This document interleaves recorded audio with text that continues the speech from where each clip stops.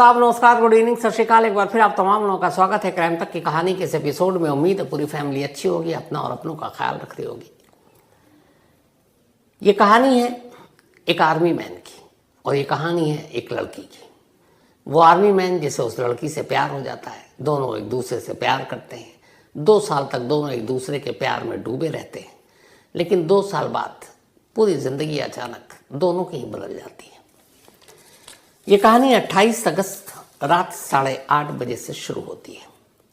नागपुर की रहने वाली ज्योत्सना प्रकाश, जिसकी उम्र करीब 30 साल, नागपुर शहर में ही एक ऑटोमोबाइल शोरूम में काम किया करती थी और अपनी एक दोस्त के साथ एक पीजी में रहा करती थी। 2 साल पहले ज्योत्सना की नागपुर में रहने के दौरान ही एक नौजवान से मुलाकात होती है और धीरे धीरे मुलाकात दोस्ती में बदलती और दोनों में प्यार हो जाता है। बाद में पता चलता है कि उस नौजवान का नाम है अजय वानखेड़े। अजय वानखेड़े इंडियन आर्मी में एक आर्मी मैन, और इत्तेफाक से नागालैंड में उसकी पोस्टिंग, और वो एक फार्मेसी डिपार्टमेंट में उसकी पोस्टिंग थी। आर्मी में भी मेडिकल, डॉक्टर, ये सारी चीज़ें होती हैं। तो नागालैंड में पोस्टिंग थी। जब भी छुट्टी मिलती अजय वानखेड़े नागपुर आता और फिर ज्योत्सना और वो दोनों मिलते। जब वो नागालैंड में होता तो फ़ोन पे बातें होती लंबी लंबी। लेकिन ये सारी बातचीत का सिलसिला 28 अगस्त की रात अचानक टूट जाता है। 28 अगस्त यानी अक्टूबर का महीना है, लगभग 2-2.25 महीने पहले की बात है। रात के 8:30 बजे थे। ज्योत्सना तब अपनी रूममेट के साथ थी पीजी में। तभी उसके मोबाइल पे कॉल आता है। ये कॉल अजय वानखेड़े की माँ के मोबाइल के नंबर से आया था। अजय के साथ चूंकि इश्क था, प्यार था, दोस्ती थी, उसकी माँ का नंबर भी पता था, माँ के बारे में भी जानती थी। तो फ़ोन आता है। अजय उससे कहता है कि चलो आज मिलते हैं, कहीं बाहर डिनर करते हैं। ज्योत्सना तैयार, खुश, और क्या, क्योंकि उसे मालूम है कि अजय बहुत कम आता है, नागपुर छुट्टी मिलती नहीं है आर्मी में, तो वो अपनी ड्यूटी पर रहता है।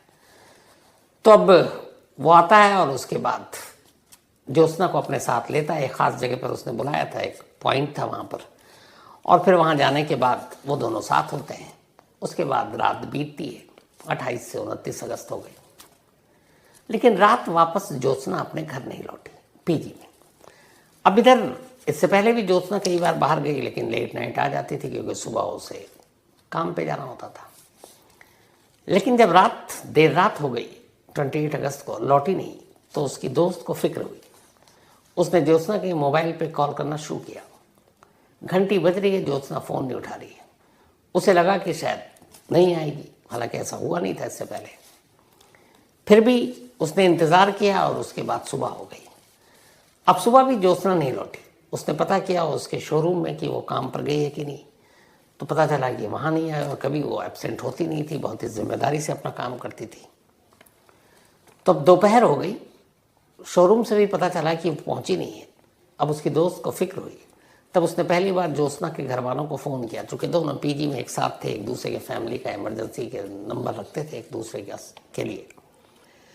तो फैमिली को फ़ोन करके वो सारी बात बताती है कि ज्योत्सना कल रात 8:30 बजे गई है, उसका मोबाइल उसके बाद से बच तो रहा है लेकिन उठा नहीं रही है, और आज वो काम पर भी नहीं गई। घर वाले ये सुनते हैं, बदहवास नागपुर पहुँचते हैं।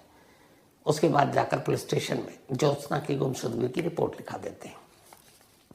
अब 30 साल की ज्योत्सना पुलिस भी रिपोर्ट लिखती है, और अपनी पुलिस वही है कि जब तक कुछ बड़ा जब तक नहीं हो जाता तब तक वो कहाँ कुछ करती है। तो पुलिस ने भी खानापूर्ति के तौर पर रिपोर्ट लिख लिया। कहा कि लड़की आपकी बड़ी है, बालिग है, समझदार है, पढ़ी लिखी है, कहीं दोस्त के साथ गई होगी, लौट आएगी। घर वालों को भी ये था कि ज्योत्सना लौट आएगी क्योंकि मोबाइल बज रहा है। अब पुलिस ने रिपोर्ट लिख लिया, लेकिन कार्रवाई कुछ नहीं की। 20 दिन बीत गए। 28 अगस्त की बात थी। अब लगभग करीब 20 सितंबर के आसपास की तारीख आ जाती है, लेकिन ज्योत्सना का कोई सुराग नहीं मिलता है। इधर ज्योत्सना के घर वाले लगातार उसे ढूंढ रहे। उन्हें ये फिक्र है कि अगर वो कहीं गई भी है तो शायद कॉल करे, कभी मैसेज करे, लेकिन न फ़ोन न कॉल, और वो जो घंटी बज रही थी वो भी बंद। तो घर वालों को फिक्र हुई, वो पुलिस के पास पहुंचते हैं 20 दिन के बाद मिसिंग रिपोर्ट दर्ज कराने के, और कहते हैं कि साहब आपने अब तक ढूंढा नहीं, अब पुलिस को भी लगता अच्छा 20 दिन हो गए वो लौटी नहीं, उन्हें भी लगा कि यार कुछ अब तो करना चाहिए। तो घर वाले आप कहते हैं कि हमें शक है कि उसको किडनैप कर लिया गया। पुलिस को भी लगा कि एक लड़की बालिग जवान पढ़ी लिखी, कोई खबर नहीं, तो हो सकता है किडनैपिंग का मामला और कल को कुछ हाई प्रोफाइल केस निकल गया तो पुलिस की तो फजीहत हो जाएगी। तो दबाव के में आकर पुलिस ने फिर किडनैपिंग का केस 20 दिन बाद ज्योत्सना का दर्ज कर लिया। अब पुलिस सीरियसली तफ्तीश शुरू करती है। जब तफ्तीश शुरू करती है तो सबसे पहले ज्योत्सना का मोबाइल का लोकेशन कहाँ है, 20 दिन पहले भी वो पता कर सकती थी, लेकिन तब नहीं किया। अब जब पुलिस ने पता करना शुरू किया तो बड़ी अजीब चीज़ देखी। मोबाइल के पैटर्न के हिसाब से कॉल और लोकेशन, उसे देखा 28 अगस्त को नागपुर में लोकेशन था, 29 अगस्त को फिर वहाँ से कहीं पुणे, फिर 30 अगस्त को कहीं और महाराष्ट्र के अलग अलग शहरों में और अलग अलग डिस्ट्रिक्ट में ज्योत्सना का मोबाइल लगातार एक्टिव था। वो सारे टावर बता रहे थे कि कब कहाँ कहाँ है। तो पुलिस को लगा कि शायद वो घूमने गई, लेकिन ये बात अजीब थी कि फैमिली से वो कांटेक्ट क्यों नहीं कर रही है। अब पुलिस की परेशानी थी कि भाई लोकेशन अलग अलग जगह पर है, अलग अलग मतलब डिस्ट्रिक्ट में, शहर में, और वो खुद कहाँ है पता नहीं है। आसपास पता गया कि कहीं कोई लाश मिली, लावारिस लाश, या कोई गुमशुदा लड़की, उसमें भी कहीं कुछ पता नहीं। अब पुलिस के हाथ हर तरफ से खाली, और इधर अब घर वालों का दबाव बढ़ता जा रहा है, क्योंकि जैसे जैसे दिन बीत रहे हैं, अगर किडनैपिंग का केस है तो किडनैपिंग में सबसे ज़्यादा खतरा इसी बात का होता है कि वक्त पे अगर आप न छुड़ा पाए तो फिर सामने वाले की जान को खतरा होता है, क्योंकि किडनैपिंग के केस में ज़्यादा दिन तक एक जिंदा इंसान को बंधक बनाकर रखना सबसे मुश्किल काम होता है। पहली बार पुलिस उस लड़की से भी पूछताछ करती है जो उसकी रूममेट थी, पार्टनर। उससे पूछती है कि अच्छा उस दिन बताओ 28 अगस्त लाश देखा गया, कहाँ गई, क्या बताया। उसने कहा ये नहीं बताया था कि किसके साथ गई, बस एक कॉल आया था उसके बाद चली गई। अब पुलिस ने वो सारे कॉल निकाले, उसमें भी कई नंबर थे। फिर पुलिस ने तब तक उस सारे कॉल को कहा कि इसके डिटेल निकालो, इसके लोकेशन निकालो, और उससे पूछा कि अच्छा आप ज्योत्सना के बारे में बताओ। तब उसने बताया कि सर एक लड़का है जिसके साथ ज्योत्सना रिलेशनशिप में है। पूछा गया भाई क्या नाम है, तो पता चला कि उसका नाम अजय वानखेड़े है और वो इंडियन आर्मी में है और नागालैंड में पोस्टेड है।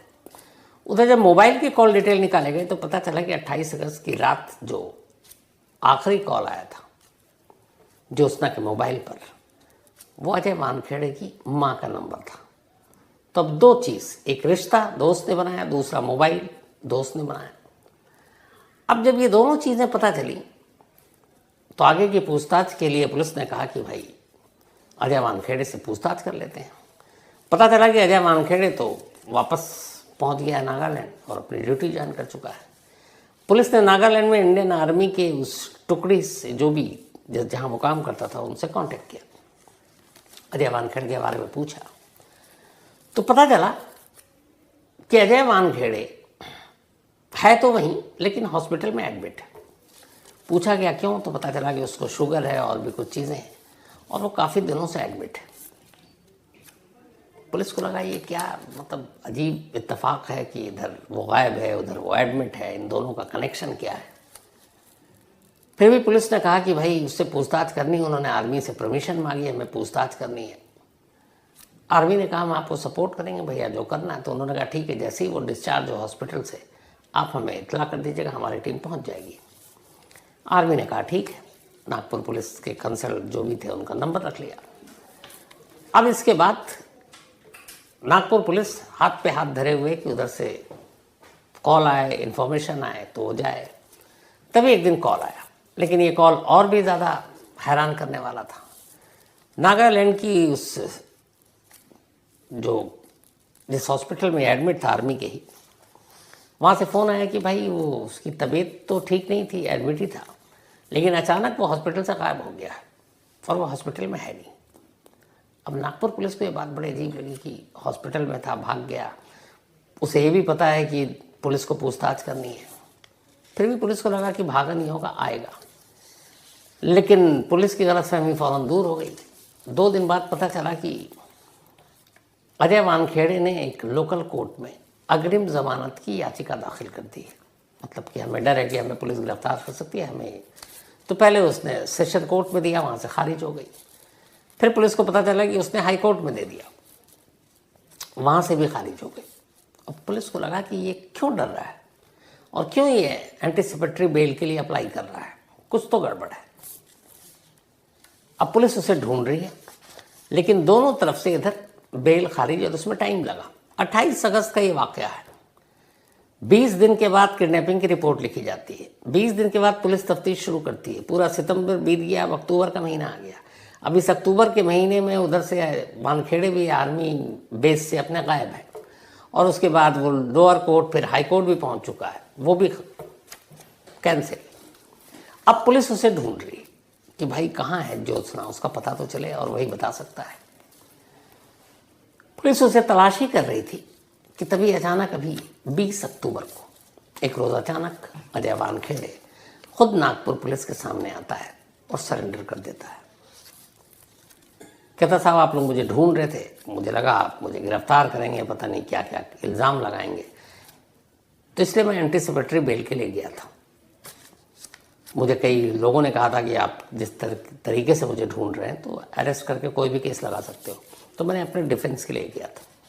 पुलिस को ये बात गले उतरी नहीं। फिर पुलिस ने पूछा कि अच्छा ये बताओ ज्योत्सना के साथ तुम्हारे रिश्ते क्या है? तो उसने ज्योत्सना के साथ अपने रिश्ते बताए। उसने कहा कि हम दोनों की दोस्ती 2 साल पहले हुई थी, और इस दौरान में पुलिस अजय वानखेड़े की पूरी कुंडली निकाल चुकी थी। पता चला कि वो ऑलरेडी 3 शादी कर चुका था, तीनों बीवियों को छोड़ चुका था। इधर ज्योत्सना, उसकी भी एक शादी हुई थी लेकिन डिवोर्स हो गया था। अब ये दोनों साथ में 2 साल से थे, मिलते थे, जुलते थे, और उसके बाद धीरे धीरे अब ज्योत्सना भी उससे शादी करना चाहती थी। उसने यही सारी बातें बताई। तो पूरी पुलिस ने पूछा कि भाई इस वक्त ज्योत्सना कहाँ है? तो उसने कहा मुझे नहीं मालूम। उसने कहा अपने 28 अगस्त को तुम्हारी माँ के नंबर से फ़ोन आया था। उसने कहा मैंने किया था, हमने मिलने के लिए बुलाया। तो बोला फिर कहाँ गए? उसने कहा मिलने के लिए एक होटल में गए थे नागपुर में, होटल में रुके और फिर लेट नाइट होटल को चेकआउट कर दिया और वापस ज्योत्सना को मैंने कहा तुम घर जाओ, मैं अपने घर जाता हूँ, और उसके बाद मैं कुछ नहीं जानता हूँ। अब पुलिस हैरान कि आदमी 2 एंटीसिपेटरी बेल पहले कोर्ट में अप्लाई करता है, खारिज होता है, खुद ही पुलिस के पास आ जाता है, रिश्ते कबूल कर रहा है, लेकिन ज्योत्सना कहाँ ये नहीं बता रहा है। और उसने कहा था मुझे सच में पता नहीं। अब इधर ये भी है कि एक आर्मी मैन है भैया, अपने सेना का बंदा है, तो आम आदमी तो है नहीं कि उठा के आप अंदर कर दोगे, फिर 3rd डिग्री इस्तेमाल करोगे, फिर सारी चीज़ें। तो पुलिस को ये था कि केस मजबूत होना चाहिए, सबूत पूरे होने चाहिए, तभी उस पर हाथ डालेंगे। अब उसकी सारी पूछताछ हुई, लेकिन वो इससे आगे कुछ बताने को तैयार नहीं। अब पुलिस ने अपनी इन्वेस्टिगेशन की। उसने अजय वानखेड़े के मोबाइल के 28 अगस्त से लेकर उसके बाद के लोकेशन निकालने शुरू किए। जब 28 अगस्त की रात के लोकेशन निकाले तो उसने ये सच कहा कि उसने नागपुर के एक होटल में रुका था, उसके आसपास के टावर से लोकेशन मिल गया। लेकिन इसके बाद वो ज्योत्सना को उसके घर छोड़ दिया और वो चले गए वो अपने घर। यहाँ से उसके झूठ का सिलसिला शुरू होता है। पता चला नहीं, होटल से निकलने के बाद ज्योत्सना और इन दोनों के मोबाइल का लोकेशन एक ही जगह था पूरी रात। और वो जगह कहाँ थी? नागपुर के आउटस्कर्ट में एक ऐसे हाईवे पर जहाँ पे दोनों तरफ जंगल है। अब जंगल में दोनों रात को क्या कर रहे हैं? यहाँ से पुलिस का माथा ठनका, लेकिन इसके आगे और कोई सुराग नहीं मिल रहा है सिवाय लोकेशन के। अब इसके आगे की कहानी जानने के लिए पुलिस को किसी न किसी सूरत में अजय वानखेड़े से अब पूछताछ करना मजबूरी था। और ये भी कि अब भूल जाओ कि ये आर्मी मैन है, एक आम सस्पिशियस सस्पेक्टेड संदिग्ध इंसान के तौर पर उससे पूछताछ करनी है। पुलिस ने खेल खेला, बताया कि देखो यार तुम्हारा ये जो लोकेशन है ना 28 अगस्त की कहानी, आधी तुम सच बोल रहे हो आधी झूठ बोल रहे हो। तुम होटल तक गए वो भी बात सही है, उसके बाद लेकिन तुमने ज्योत्सना को घर नहीं छोड़ा और ज्योत्सना घर नहीं गई, बल्कि तुम दोनों एक साथ थे और तुम्हारा लोकेशन इसी शहर के आगे एक जंगल में हाईवे पर जाकर मिलता है। आखिरी ट्रेस वहीं हुआ है। और उसके बाद फिर जो ज्योत्सना के मोबाइल का लोकेशन है वो अलग अलग शहर दिखा रहा नेक्स्ट डे से अगले 2-3 दिनों तक। तो उसने कहा नहीं मैं तो 2-3 दिनों तक इन शहरों में नहीं था, आप चाहे तो मेरा मोबाइल देख लीजिए। और पता चला कि वाकई वो 29 अगस्त को उसका लोकेशन 29 के बाद 30 से नागालैंड था। वो अपने बेस में लौट चुका था। वहाँ पूछा गया तो पता चला हाँ भाई ये तो यही है। तो अब इधर एक लोकेशन ज्योत्सना का दिखा रहा है जो पुणे दिखा रहा है, महाराष्ट्र के और डिस्ट्रिक्ट दिखा रहा है, और कुछ एमपी के बॉर्डर के आसपास का भी दिखा रहा है, और इधर इसका लोकेशन जो है वो तो दिखा रहा है सीधे नागालैंड, जहाँ पे इसकी पोस्टिंग है। अब पुलिस को एक गुत्थी समझ में नहीं आई, लेकिन ये है कि इसके अलावा और कोई सस्पिशियस नहीं। जो कॉल डिटेल रिकॉर्ड था उसमें भी निकाला, इनके अलावा लास्ट कॉल किसी का नहीं, इससे पहले का कोई नहीं, मतलब शक के दायरे में कोई अभी तक है ही नहीं। तो एक ही बंदा है और उसी से अब सब चुगालना है, उगलवाना है, और वो भी उसी के ज़रिए, क्योंकि आपके पास और कोई प्रूफ सबूत है ही नहीं। अब उसी से सारे सबूत को जिंदा करना, पैदा करना है। तो पुलिस ने उससे फिर अपने तरीके से पूछताछ की और उसे बताया कि देखो हमारे पास सारे एविडेंस आ गए और वो सब तुम्हारे खिलाफ है। अब तुम्हारा कोर्ट मार्शल तो अलग होगा, इधर हमारे इंडियन लॉ के हिसाब से एक जो मर्डर या किडनैपिंग दोनों में से कुछ है, वो तुम अंदर जाओगे। आखिरकार बड़ी मुश्किल के बाद ये आर्मी मैन टूटता है और पुलिस से कहता है जब ऐसे ही है तो चलो मेरे साथ। इसके बाद वो 21 अक्टूबर को पुलिस टीम को लेकर अपने साथ उसी नागपुर के आउटस्कर्ट में ले जाता है, एक हाईवे पर। उस हाईवे के करीब गाड़ी रोकी जाती है, वहाँ से पुलिस टीम के साथ वो पैदल चलता है, जंगल के अंदर जाता है और एक जगह जाकर इधर उधर देखता है। और फिर एक जंगल के एरिया में अमूमन मिट्टी और बाकी चीज़ें होती हैं, पौधे होते हैं, कांटे होते हैं। वहाँ एक छोटा सा ज़मीन के ऊपर एक सीमेंटेड प्लेस थी, उसके ऊपर ऐसा लगता था जैसे किसी ने सीमेंट से कुछ बना दिया है। वहाँ रुकता और पुलिस को इशारा करता है, कहता है इसी सीमेंट के नीचे ज्योत्सना है। अब पुलिस, उसे लगा ज्योत्सना कहीं है जो कुछ और कहानी सुनाएगा, लेकिन वो कह रहा है सीमेंट के नीचे। फौरन बुलाया गया, सीमेंट खोदा गया, वहाँ ज़मीन खोदी गई और अंदर से कंकाल मिलता है। उस कंकाल के साथ जो कुछ चीज़ें मिली, ज्योत्सना के भाई और घर वालों ने फौरन पहचान लिया वो कंकाल ज्योत्सना का था। ज्योत्सना अब जिंदा ही नहीं थी, बल्कि उसका कत्ल हो चुका था और कातिल खुद उस जगह तक लेकर आया था पुलिस को जहां उसने लाश दफनाई। अब पुलिस ने कहा कि जब तुमने लाश दिलवा ही दी, ढूंढवा ही दी, तो अब आगे और पीछे की कहानी भी बता दो। तब फिर अजय वानखेड़े ने कहानी सुनाई। उसने कहा कि 2 साल से हम इश्क में थे, लेकिन मुझे शादी नहीं करनी थी, पर 2 साल के बाद अब ज्योत्सना मुझे लगातार शादी के लिए दबाव डाल रही थी और पहले मैं टालता रहा, लेकिन अब उसने मुझे धमकियां देनी शुरू कर दी। अमूमन ऐसे केस में यही होता है। तो मैं तंग आ गया। फिर मैंने तय किया कि इससे छुटकारा पाने का एक ही तरीका, क्योंकि फिर उसने ये भी कहा था कि तुम्हारे आर्मी के सीनियर अफसरों को तुम्हारी शिकायत कर देंगे और बताएंगे तुमने मेरे साथ चीट किया और भी सारी चीज़ें। तो वो घबरा गया। उसने कहा अब इससे छुटकारा पानी है। और इत्तेफाक से एक आर्मी मैन और एक आशिक होने के साथ साथ वो फिल्में भी देखता था और पता नहीं ये दृश्यम फिल्में कितने लोगों को ये आइडिया दे गया है। उसने इत्तेफाक से, खुशनसीबी बदनसीबी से दृश्यम फिल्म भी देख रखी थी, दोनों। वहीं से उसको आइडिया आया और उसने कहा कि चलो 28 अगस्त को फ़ोन किया, होटल में ले गया, वहाँ कुछ देर रुका, फिर कहता है थोड़ा घूम कर आते हैं। वो भी खुश कि चलो गाड़ी में घूम कर आते हैं थोड़ा शहर। आगे एक नाका था टोल, वहाँ से उसने एक कोल्ड ड्रिंक लिया, नशीली दवा पहले से रखे हुआ था, उस कोल्ड ड्रिंक में नशीली दवा मिलाई, ज्योत्सना को पिला दी। नाका पार करने के बाद धीरे धीरे ज्योत्सना बेहोश हो गई। उसके बाद उसने एक सुनसान जगह चुना, गाड़ी रोकी, सड़क के किनारे उतार कर, और फिर बेहोश ज्योत्सना को पहले गाड़ी में ही उसका गला घोंटा। जब उसे यकीन हो गया कि मर गई, तो फिर वो उसकी लाश को लेकर अपने कंधे पर रखकर जंगल के अंदर जाता है। लाश रखता है, वापस आता है, गाड़ी में बाकी सारा सामान इंतज़ाम पहले से था। डिग्गी से वो सीमेंट निकालता है, सीमेंट भी लेकर आया था, फावड़ा भी लेकर आया था, ये सारी चीज़ों से गड्ढा करता है।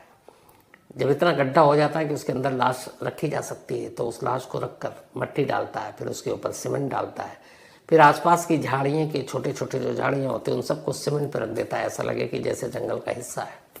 और ये सब करने के बाद वो वहाँ से लौटता है और नेक्स्ट डे मॉर्निंग में सीधे नागालैंड के लिए निकल पड़ता है। और नागालैंड जाते ही सीधे हॉस्पिटल में एडमिट हो जाता है कि मेरी तबीयत ख़राब है और मुझे 2 दिन से बहुत ज़्यादा शुगर। एक तो दहशत, डर, चोर, एक क्राइम किया है। लेकिन मकसद ये था कि जब ये क्राइम हो और जब पता चले, जब लाश निकले, सच्चाई सामने आए, तब वो दिखा सके कि वो नागालैंड में था और बीमार था और हॉस्पिटल में एडमिट था, तो सारे सबूत उसके हक में जाएंगे। दूसरा दृश्यम से उसने ये जो आइडिया लिया, जब ये सब कुछ कर लिया उसने, तो उसके बाद ज्योत्सना का मोबाइल उसने अपने पास रखा और ज्योत्सना के उस मोबाइल को लेकर वो फिर लौटा और नाका और टोल के पास अमूमन गाड़ियाँ रुकती हैं, टोल जब आप कटाते हैं तो वहाँ उसने गाड़ी रोकी, गाड़ी रोककर थोड़ी देर इंतज़ार किया। फिर उसने उन ट्रकों की तरफ ध्यान दिया जो ट्रक लंबी लंबी दूरी पर जाते हैं, पता चल जाता है सामान लोडेड है। फिर उसने ऐसी एक नेशनल परमिट वाले ट्रक को देखा जो टोल पे खड़ा था, वो चुपचाप से ट्रक के पीछे गया, रात का अंधेरा था, मोबाइल को साइलेंट मोड पे डाला जो ज्योत्सना के, और उस ट्रक के अंदर उस मोबाइल को फेंक दिया। अब जहाँ जहाँ ट्रक वहाँ वहाँ मोबाइल का लोकेशन, यही करना था कंफ्यूज पुलिस को कि ज्योत्सना अभी यहाँ है, अभी वहाँ है, अभी वहाँ है, अभी यहाँ है, जबकि कातिल कहीं नहीं है। वहाँ के बाद सीधे नागालैंड में है और अस्पताल के बिस्तर पर है, तो कोई भी सबूत उसके खिलाफ जा ही नहीं सकता। तो वो ज्योत्सना का मोबाइल जो घूम रहा था उस चलते ट्रक में, उसी ने पुलिस को उलझा दिया कि इसका लोकेशन तो अभी यहाँ, अभी यहाँ, अभी यहाँ, और जब लोकेशन है तो इसका मतलब है वो जिंदा है, घूम रही है, ठीक है।